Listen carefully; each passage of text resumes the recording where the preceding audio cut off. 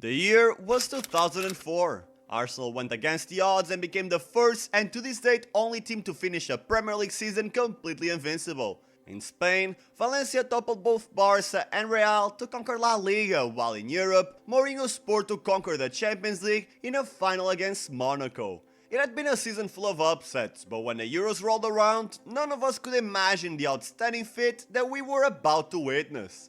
Greece, a team who had never even won a match in any international tournament, won the biggest competition in European football. To make it even more intriguing, they wouldn't qualify for the World Cup 2 years later, and almost 2 decades after their historic conquest, the Greeks haven't come close to reaching the same heights ever again. So, how did that spectacular Euro Championship win happen, and why did they fail afterwards? Well, in this video, I'm going to dissect the unknown secrets behind their success, and by the end of it, I'm sure you'll realize that their iconic win had very little to do with luck. But before we start, if this isn't the first time watching this channel, please consider subscribing. With your help, we've already achieved 2,000 subscribers, and now it's time to aim at 10,000. Now without further ado, let's get right to it. For starters, we gotta travel back to 2001, 7 years after their last presence in an international tournament. Greece made their World Cup debut in 1994, losing all of their group stage matches, and in the next years, they continuously failed to qualify to both the Euros and the World Cup. At that point, the federation realized that the only way they could improve was to hire a reputable coach, and the chosen one was Otto Rehagel.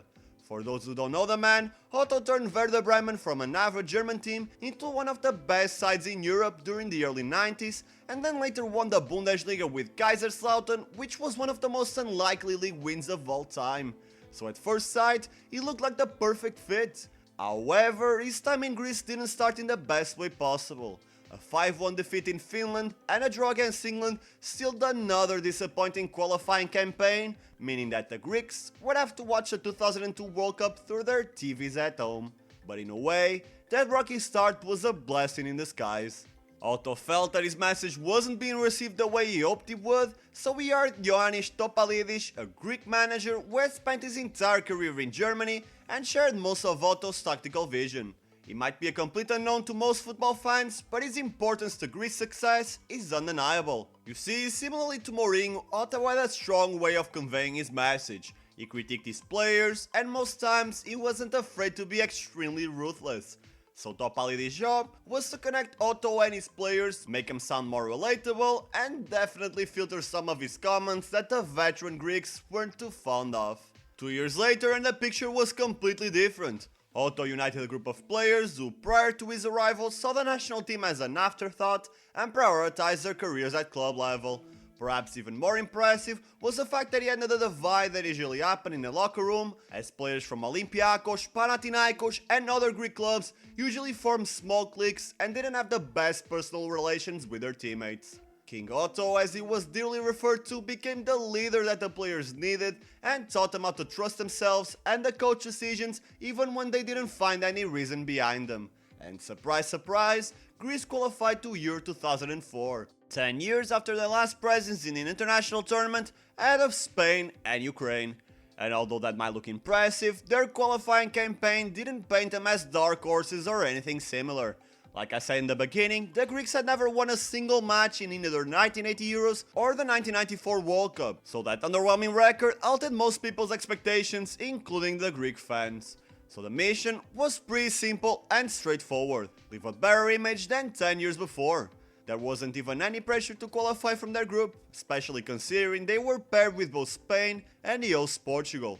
Both nations had large pools of talent that outclassed the Greeks, and even Russia looked better on paper than they did. So when Pierluigi Collina blew the final whistle in the opening match of Euro 2004, the football world was stunned. Greece had just beat Portugal's golden generation. And make no mistake about it, it wasn't luck. The Greeks spent 90 plus minutes with a 2-goal lead before a young Cristiano Ronaldo reduced it 2-1 in stoppage time. You see, that stunning upset happened because the Greeks rendered both Figo and Ronaldo useless through their strict man marking and took advantage of the host's overconfidence, striking them with lethal counterattacks. After just a single match, their goal had been achieved, their first win and the guarantee that the country would receive them like national heroes. Little did we know how important this match was. as from this point on, unlike every nation in the tournament, there was no pressure on the Greek players' shoulders. They simply followed the orders from their coach, and whatever happened, happened. But despite the positive start, Greece were only able to grab a point against Spain, and when they had to be the main attacking force against Russia, the Greeks were unable to turn an early 2-goal deficit around. With that defeat, Greece would be eliminated from the Euros, but their gods were on their side, and Portugal got the win against Spain to qualify in first place, eliminating their Iberian rivals and unknowingly allowing their executioners the chance to advance to the next round. But that happiness was short-lived, because the next day, France won their last match, meaning they would be the ones who would face Greece. And despite the lucky win against Portugal, the reigning defending European champions were still heavy favorites to win that bout. But that's a problem. Greece excelled when they didn't have the pressure to initiate attacks, while France relied a lot on Thierry Henry. So what do the Greeks do? They put all of their focus on rendering the French star useless, withstood the inevitable pressure, much thanks to their physically strong midfield, while simultaneously launching as many long balls in hopes of getting a corner kick or a header into goal. Ultimately, that's exactly what happened. Karius caught Barthez off guard, and after 30 minutes of suffering, the Greeks emerged victorious. This was a statement by Greece. First they beat the hosts, now the current holders. Greece was stunning Europe, and the squad started believing that maybe, just maybe, the unlikeliest of victories could be possible. However, at the same time, they had little to no pressure compared to the other three semi-finalists. They knew that no matter what, they would forever be known as the best Greek team in their history, while Portugal, Czech Republic and the Netherlands had the burden of possessing golden generations that were yet to win a competition. Still, their semi-final task seemed daunting. Czech Republic might look about as threatening as a squirrel nowadays, but during the late 90s and early 2000s, the Czechs were one of the most positive sides in international football. Nedved, Baros, Koller, Rosicki were all in their respective primes, and unlike what usually happens, pretty much everyone except Greek fans were on the favorite side. After all, their underdog run had been tainted by their extremely defensive and sometimes dirty tactics, but what did we expect? Were the Greeks supposed to play attacking football against the most lethal sides in Europe? Otto didn't care. He was too old to change his philosophy. He stuck to the plan, and once again, Greece got away with a win in the only instance where the silver goal rule was used in an international tournament. For those who don't know, the silver goal was a way of deciding the winner after 90 minutes, where the team leading at the end of the first half of extra time was declared the winner of the match. That rule was implemented to improve the golden goal, where the first goal scored in extra time would be an automatic match winner, giving no chance for the other team to recover. The thing was that Greece scored in the last minute of the first half, so ultimately that rule change was pointless in this particular case. That only added more fire to the flame. The most negative side had just beaten the most positive one, and after almost 1 month of action, fate would have it that the final match would feature the same teams as the opening one. Greece versus Portugal. While Greece was pretty much playing the same way as they did since the start of the tournament, only making small adjustments to counter their opposition, Portugal had improved dramatically, beating several big nations on their way to the final. It looked like they were set on fulfilling their destiny. Their golden generation that emerged about a decade ago would finally win the country's first piece of silverware in home soil. But Angelos Karisteas had other plans.